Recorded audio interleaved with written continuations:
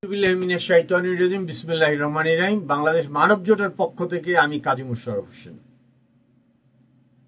সবিনয় নিবেদন, এটা আমার বাংলাদেশের যারা সামরিক বাহিনীতে যত কর্মকর্তা আছেন তাদের প্রতি এই আহ্বান আমি আগেও একবার করেছিলাম, আবারও করতে চাই, যে এটা আমার সৈনিক থেকে শুরু করে সুবেদার মেজর বা অনারারি ক্যাপ্টেন পর্যন্ত বা মেজর পর্যন্ত তাদের জন্য না। আমার ধারণা সবচেয়ে ভালো ছেলেগুলো যায় আমাদের আর্মি একাডেমিতে, সেখান থেকে এখন ব্যাচেলর করে লেফটেন্যান্ট হচ্ছেন, খুব ভালো কথা। আমার অনেক বলে যে আমাদের সেনাবাহিনীর দরকার কি কাজে লাগবে। আমি বলে দরকার আছে, একটা সুশৃঙ্খলের একটা জায়গা আমাদের দরকার আছে। তারা ভোর 5টার সময় থেকে উঠার থেকে শুরু করে সবসময় ড্রেস আপ, গরমের মধ্যেও ড্রেস আপ, বৃষ্টির মধ্যেও ড্রেস আপ, সবকিছুর মধ্যে, বন্যার মধ্যেও ড্রেস আপ, কিন্তু সেবা করে। কিন্তু দেখা গেল যেই 5ই আগস্টের পর থেকে, 5ই জুলাইয়ের পর থেকে শুরু হয়েছে পাকিস্তান দৌড়দৌড়ি। পাকিস্তান না কি জন্য যাব আমরা, কি কারণে, কি উদ্দেশ্যে? বিগত সরকারের সময়ে তখন এই কলেজগুলো হয় নাই, 3টা ইউনিভার্সিটি করা হয়েছে 3 বাহিনী বা সশস্ত্র বাহিনীর জন্য, তখন এইগুলো হয় নাই। তখন আমি চিঠি দিয়েছিলাম, আমাদের দেশে কৃতজ্ঞতা স্বীকার করে না বা বলে না যে হ্যাঁ এও আবেদন করছে যে সামরিক বাহিনীতে ইউনিভার্সিটি কিছু করা হোক সামরিক বাহিনীর আন্ডারে, যাতে এই যে ঢাকা ইউনিভার্সিটিতে বন্ধই আন্দোলনের নামে এটা সারাদিন আন্দোলনই করে কি এর লেখাপড়া কি এর কি, সে যাই হোক করে দিছে। তা আমাদের এই সুশৃঙ্খল বাহিনী কি দরকার? জ্ঞানে বিজ্ঞানের একটা ধারা আমরা যাতে পরিচালিত করতে পারি। এই পয়সা ওই ইন্ডিয়ার লগে যুদ্ধ করবেন, বার্মার লগে যুদ্ধ করেন, বার্মার লগেই করেন না, ইন্ডিয়া বাদ টোটালি। তো কোথায় করবো আমরা? যে আমাদের যে সক্ষমতা আছে, স্ট্যান্ডার্ড আছে, সেটা হইতে হবে ইন্ডিয়ান আর্মির চেয়েও বেশি। এই জন্য আমরা আর্মি রাখবো। আমাদের প্রত্যেকটা লোক এমনভাবে প্রণোদনা দিতে হবে যে অন্তত 1 বছরের সশস্ত্র বাহিনীতে ট্রেনিং দিয়ে আসে। তাহলে এর জন্য তো লোকের দরকার।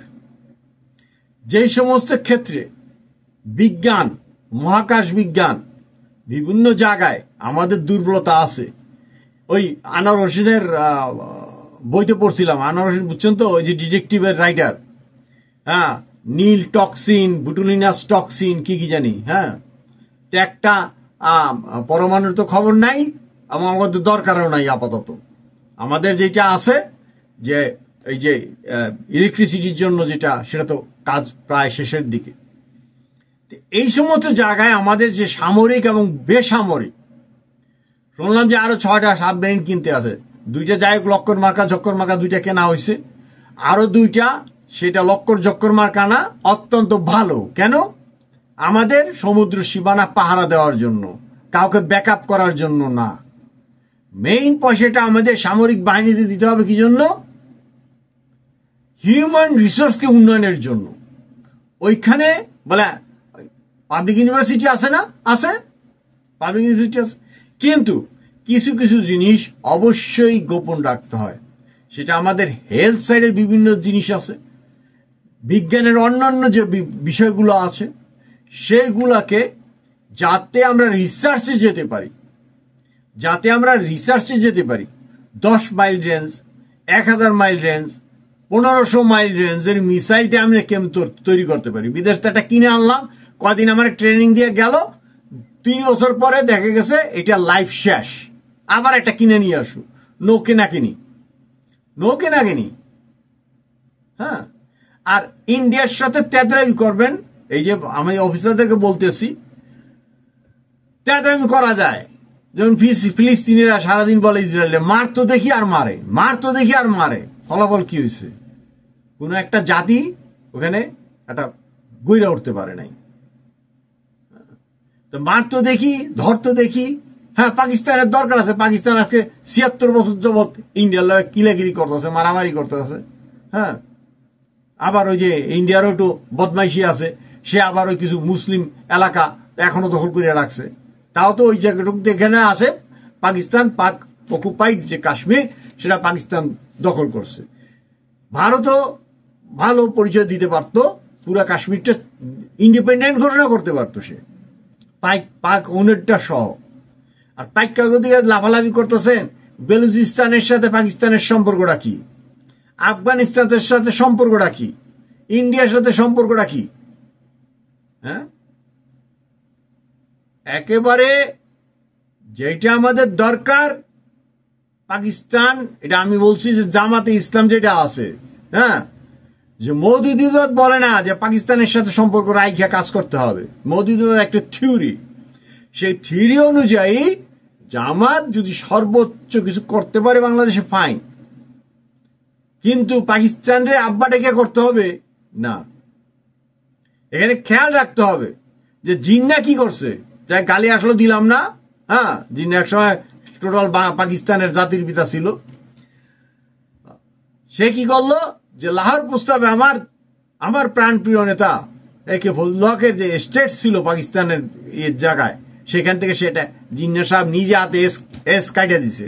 এবং জিন্না আসার পরে আমার লিডার শেরে বাংলা একে ফজলুল হক তার সাথে হাত মিলায় নাই, তার সাথে দেখা করে নাই, দরজা বন্ধ করে রাখছে। এবং উর্দুভাষী না হওয়ার কারণে পাকিস্তানের প্রাইম মিনিস্টার তাকে বানানো হয় নাই। বঙ্গবন্ধু হইতে চাইছিল, তারা পাকিস্তানের ভাগ করে দিছে। তারপরে তোদের চুলকানি কেন পাকিস্তানের উপরে?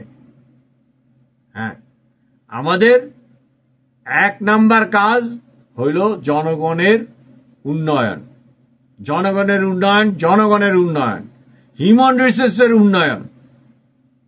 এখন কথা হইল কি, পিছনে একটা জিনিস দেখাচ্ছি আপনাদেরকে। এই যে বাংলাদেশের টেরিটরি দেখেন, এর পাশে এইখানে বিহারের আছে পূর্ণিয়া 38% মুসলমান, ঠিক আছে। এইখানে বিহারের আছে কাটিহার ডিস্ট্রিক্ট, সেখানে আছে 43। আরারিয়া ডিস্ট্রিক্ট, এইখানে আছে 42%, হ্যাঁ, মুসলিম মেজরিটি এইখান দিয়ে।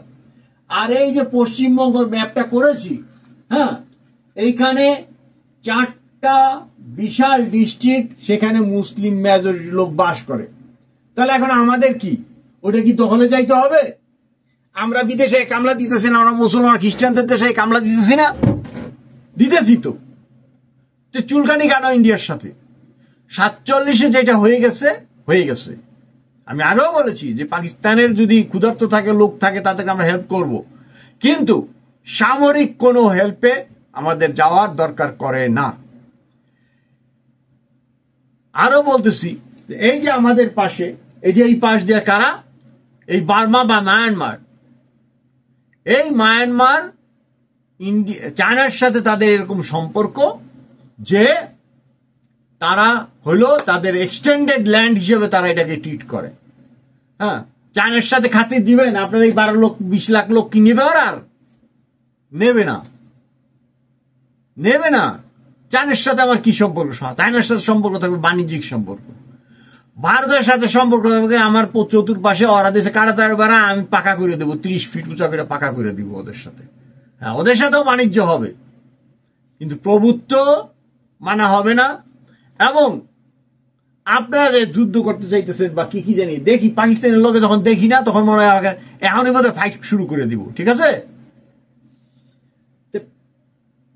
পাকিস্তানে 22 কোটি লোক আছে মুসলমান, 22 কোটি।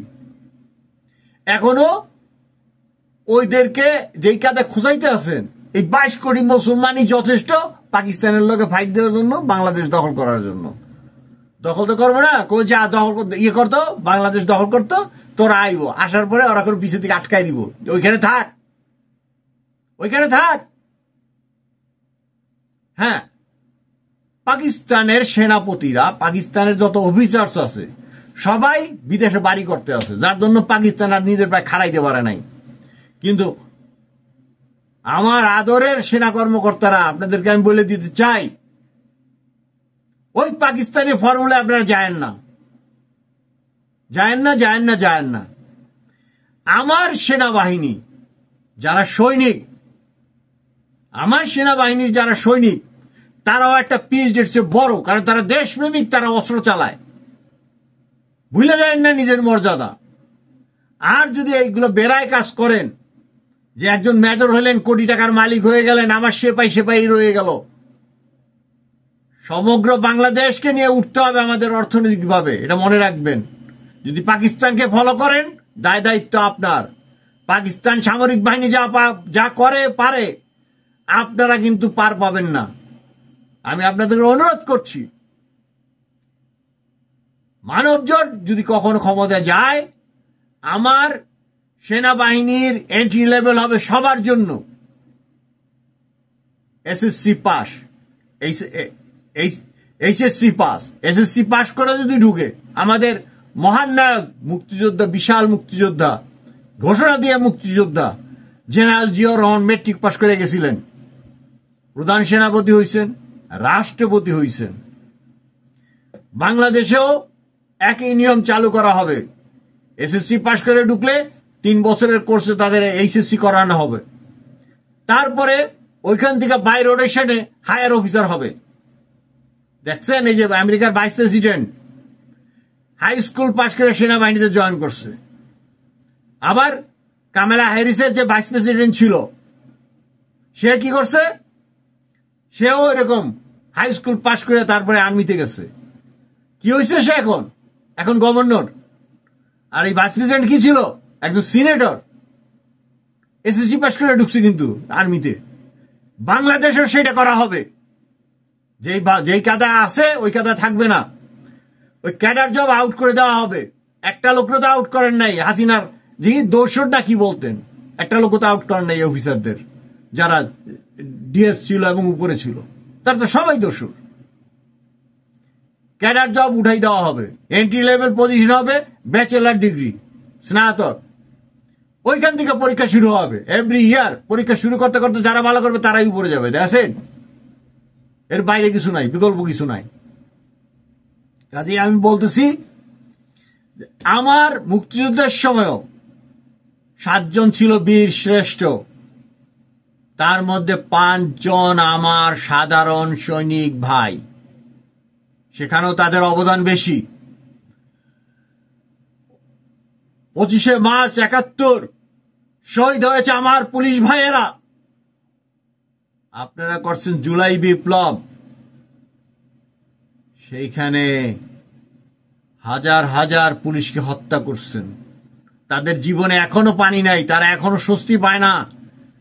এইখানে কিল খায়, ওখানে ধাক্কা খায়, ওইখানে কাপড় ধরে টান দেয়। এই করে দেশ চালাইবেন? এই করে দেশ চালাইবেন? মুজিব হত্যাকাণ্ডে বলেন কিছু লোক জড়িত ছিল, আর্মি তাদেরকে ধরতে পারে নাই, মারতে পারে নাই। খালেদ মোশাররফ মারতে যায় নিজে মারা গেছে। জিয়াউর রহমান মারা গেছে, আপনারা ফাইন্ড আউট করতে পারেন নাই যে এই ধরনের একটা কিছু চলতে আছে, গবেষণা চলতে আছে, যে জিয়াউর রহমানকে মারা হবে।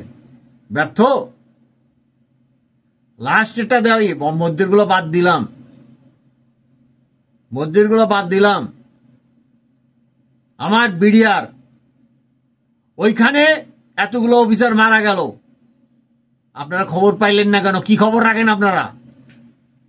আপনারা যদি খবর পারেন এত বড় হত্যাকাণ্ড হয়ে গেল, কেন তার পূর্বাভাস আপনারা পাইলেন না? আমার পুলিশ পাইল না, আমার বিডিআর পাইল না, আর্মি পাইল না, ইন্টেলিজেন্স পাইল না, কেউ পাইল না।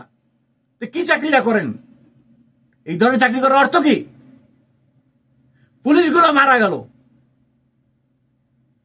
আপনারা প্রোটেক্ট করতে পারলেন না। হ্যাঁ, দুষ্টের দমন করেই প্রোটেক্ট করতে হয়। এই প্রোটেক্ট করার জন্যই পালা হয়, নাহলে অস্ত্র কিনা লাভ কি? আমার দেশে যদি শান্তি না আসে, মুরব্বীরা যদি সম্মান না পায়, আজকে বিভিন্ন আন্দোলন চলতে আছে, মাস্টাররা মাইর খেতেছে। এর আগে কারা করলো? মাইর খেলো রাস্তায় বসে বসে। হ্যাঁ, 7টা ইউনিভার্সিটি করার কথা পোলাবাইন চিল্লাইতেছে ঢাকা শহরে, হইল না। এখনো সময় আছে। ঢাকা ইউনিভার্সিটিতে পোস্ট গ্রাজুয়েট ইউনিভার্সিটি ডিক্লারেশন করেন, যে শুধু মাস্টার্স এবং পিএইচডি লোকের জন্য ওইটা থাকবে। আর লোকাল লোকাল ইউনিভার্সিটিগুলো করেন। তা আমি আবারও বলছি, রিকোয়েস্ট করতেছি, স্বনির্বন্ধ রিকোয়েস্ট করতেছি যে ইলেকশনটা তাড়াতাড়ি করে দেন এবং এই ইন্ডিয়ার সাথে ফর নাথিং আমরা টান টান উত্তেজনার ভিতরে থাকতে চাই না। আমার জনগণ শান্তিপ্রিয়, আমরা দেশকে সুন্দর করতে চাই। এই সেকেন্ড ওয়ার্ল্ডের কথা চিন্তা করেন, ইতালি, জাপান, জার্মান এক হয়ে যুদ্ধে নামছিল। এখন পর্যন্ত আমেরিকান সৈনিক এই 3টা দেশে আছে, তারা এখনো কর দেয়, যুদ্ধ কর এখনো তাদের পে করতে হয়। শুধু শুধু বিপদ ডাইকে আনার কোনো দরকার করে না। আমাদের অর্থনৈতিক উন্নতির দরকার, মানসিক উন্নতির দরকার, বর্বরতা পরিহার করা দরকার। এই সেনাবাহিনী আপনারা ছিলেন, 3টা ইলেকশনে ছিলেন, হাসিনার 3টা ইলেকশনের সময় আপনারা ছিলেন। আপনারা 3 জনের এক একজন ক্যাবিনেট মর্যাদা ভোগ করেন, মন্ত্রীর মর্যাদা ভোগ করেন। কেন জিজ্ঞেস করা হয় না? এগুলো অবশ্যই জিজ্ঞেস করতে হবে, জনগণের জন্য জিজ্ঞেস করতে হবে যে এই জায়গার ভোটটা ঠিক হয় নাই, আবার ভোটটা করেন। 154 জন এমপি হয়েছে, আমরা মানবো না, because they are not elected. বলেন না কেন? পালায়ে গেল বিচারপতিরা, কেন পালায়ে যান? কেন জনগণের পক্ষে দাঁড়ান না? এখনো সময় আছে, এখনো সময় আছে। যে এই যে তাল বাহানা চলতে আছে যে ইয়েটা আগে করতে হবে, কি আপনার ওই সনদ আগে পাশ করাইতে হবে, এই করাইতে হবে, ওই করাইতে হবে। ওয়াই? জনগণ উইল ডিসাইড, জনগণের প্রতিনিধি উইল ডিসাইড। ধমক দেন না কেন? ধমক দেন না কেন? যে ইলেকশন ইলেকশন ইলেকশন সারা পৃথিবীতে এক রুল, আর এখানে নতুন করে একটা মোচা ধরাই দিছে। হ্যাঁ, এই মোচাটাই পাশ করতে হবে। ওয়াই? জনগণের ক্ষমতা, জনগণকে সারেন্ডার করেন। 6 মাসে ইলেকশন, 9 মাস, 9 মাস 1 বছর এক্সটেনশন, আপনার কোনো আরো বৈধতা নাই। বলেন না কেন? সে যাই হোক, প্রিয় অফিসার বৃন্দ, আমার চেয়ে আপনাদের নলেজ বেশি, ইয়াং মানুষ, দেখেন টেরিটরি, দেখেন সবকিছু, দেখেন সিচুয়েশনগুলো, দেখেন। দেখা আমাদের দরকার, আমরা ছোট রাষ্ট্র, আবার ছোট না, বাঙালি ছোট না। সারা পৃথিবীতে আমার বাঙালি আছে, সবাই আমার আত্মার আত্মীয়। তার মানে আমি আর এক দেশে যাই দখল করবো, এই চিন্তা ওই চিন্তা, নো গুড। আমার বাংলাদেশটা হবে হাব। সারা পাশের মানুষকে আমি সর্বোচ্চ সুযোগ সুবিধা দিব। তা আমার পকেট থেকে দিব না, আমার পকেট থেকে দিব কিসের জন্য? কিন্তু প্রতিবেশীর সাথে, হ্যাঁ ইন্ডিয়া প্রতিবেশী, কিন্তু তার চেয়েও বড় প্রতিবেশী আমার পশ্চিমবঙ্গ, তার চেয়ে বড় প্রতিবেশী আমার মেঘালয়, তারপর হচ্ছে বড় প্রতিবেশী আমার আসাম। তাদের সাথে আমি ওরকম সুন্দর ব্যবহার করব। দিল্লির সাথে বৈরিত হয়ে গেলেও যাতে আমার এদের সাথে সুসম্পর্ক নষ্ট না হয়, কারণ তারা আমার এখানে নেইবার, মানে নেইবার, ঘরের লোক, ভাষার লোক, একই খাবারের লোক। আজকে এই পর্যন্ত। আল্লাহ হাফেজ। পৃথিবীর সকল মানুষ সুখী হোক।